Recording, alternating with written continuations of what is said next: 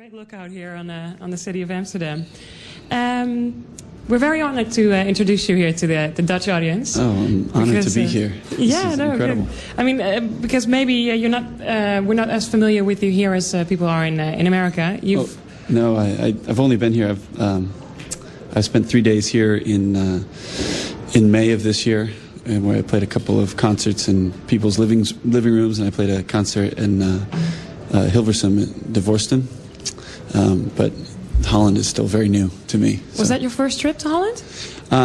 I actually played one other time before in 2010. I played a tiny little cafe in Utrecht. Okay. Utrecht. I'm terrible. My Dutch is non-existent. I apologize. Don't worry about it. Just to give the audience, the listeners, an idea. Basically, you've got a touring schedule in America that's as busy as up to 200 dates a year, right? Yeah, the last couple of years have been a little bit. I've pulled back a little bit. I've got a 15-month-old daughter. Wow. Since she came into the world, I've tried to make it more like 100 shows a year. Yeah. I think maybe I'll probably finish at about 120 this year. But I do spend a lot of my time on the road. That is pretty intense, playing. Yeah. It is, but it's it's kind of what I signed up for, and it's what I really enjoy doing. And I think it's the most direct way to share music with people, and probably the most satisfying way too. Yeah, fair enough. You started out in a small town in the state of New York called, I hope I'm pronouncing this right, Manlius? Yeah, it's a tiny little town, and it's probably the first time it's ever been mentioned on the radio in Holland, maybe even Europe. Yeah, I've never even heard of it or even anything. So yeah, it's a tiny town. It's outside of a bigger town called Syracuse. And very typical American upbringing. I kind of lived in the country just outside of what would be considered the suburbs. But nice small town and good people. The kind of town that if you live there in America, you can't wait to get out when once you finish high school. It is a big difference, I assume, with LA, because you moved to LA later on, right? I spent actually 9 years living in Los Angeles. And it was different. As a kid, I always dreamed of, I had California dreams, I was always enamored by surfing and skateboarding, and I thought of California as kind of being the mecca for those two things. And then as it happened, I had a manager that I originally met in New York City who set up camp out there and talked me into coming out to make a demo. So originally when I went out to Los Angeles, it was just to spend a couple weeks there making a demo.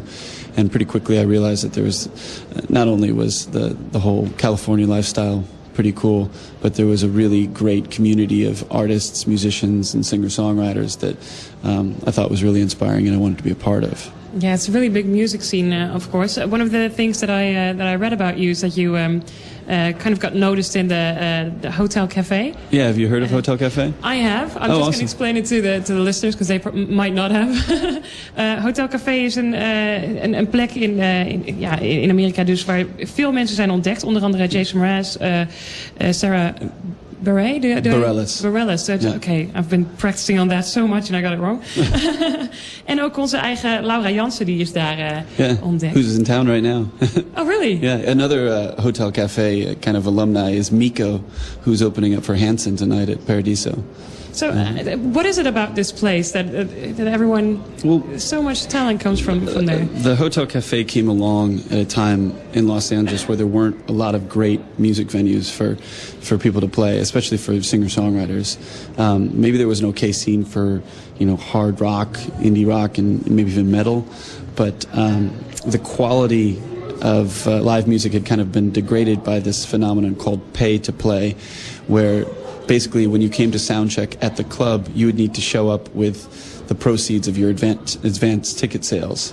So anybody with either, 50 friends that they could sell tickets to or $500 could play a show at places like the Whiskey A Go-Go and the Roxy and stuff like that. So the Hotel Cafe came along and they had a completely different approach. They only booked people that they thought were really good. It was started by this guy named Gary Jules. He was the first person to play there, and he put together these Tuesday nights that snowballed very quickly because I think both the musicians and songwriters and the audiences alike were just excited to have a place where they could go and experience great music in a really intimate setting. So it quickly became Cheers. Are you familiar with the American television show Cheers?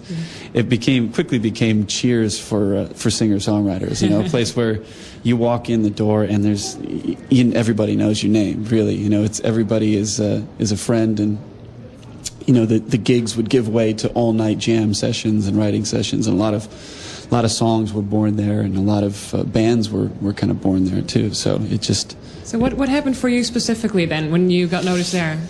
Well, more than anything, that's kind of where I built my following. I met Chris Seafried in 2007, I believe it was, and he produced my record, The Things You Think You Need, which is just kind of coming out over here. And he brought along David Immergluck and Charlie Gillingham from the Counting Crows, and that was the first time I'd really had a chance to play with a band of that caliber. And once I'd made what I think was a pretty top-notch record, you know, it kind of opened up other doors where I was, you know, the audiences were growing, and the people that I was touring with were of a higher profile. So it wasn't like the you know, the typical one big thing happens and then you win the lottery and everything changes. It was more of kind of building a family of friends, and slowly over time growing an audience.